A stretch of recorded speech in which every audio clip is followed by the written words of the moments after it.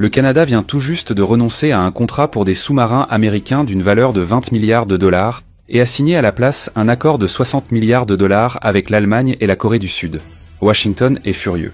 Mais il ne s'agit pas seulement de sous-marins, la véritable question est de savoir si l'Amérique peut encore dicter les choix de défense à ses plus proches alliés. Et si le Canada a pu résister à la pression, que se passera-t-il lorsque d'autres suivront son exemple? Pendant des décennies, c'est Washington qui fixait les règles et raflait les contrats les plus importants. Mais la décision d'Ottawa envoie un autre signal, un déplacement de l'équilibre des forces.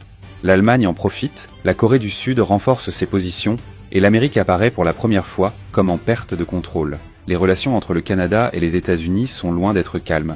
Avec le retour de Donald Trump à la Maison-Blanche, il s'est montré plus dur, et la liste des désaccords ne cesse de s'allonger.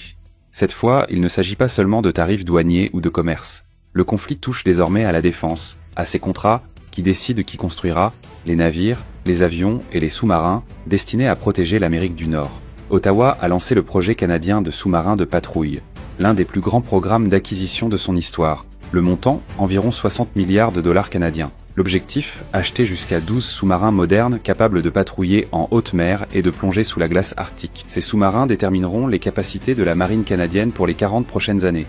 Mais le véritable choc réside dans une exigence. Les sous-marins devront être dotés d'une propulsion classique et non nucléaire.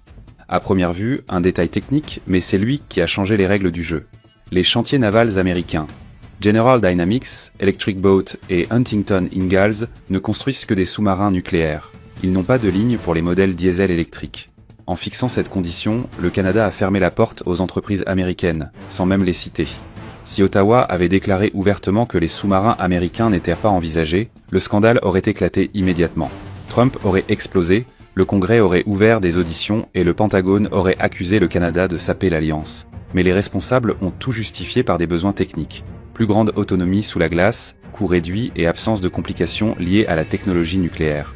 En exigeant la propulsion diesel électrique, le Canada a évité une confrontation ouverte tout en redirigeant des dizaines de milliards de dollars des technologies et des partenariats industriels hors des États-Unis.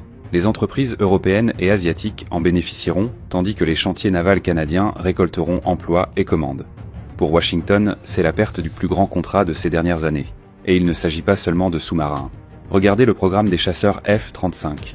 Le Canada a officiellement commandé 88 appareils pour près de 19 milliards de dollars canadiens, sans compter des décennies d'entretien coûteux.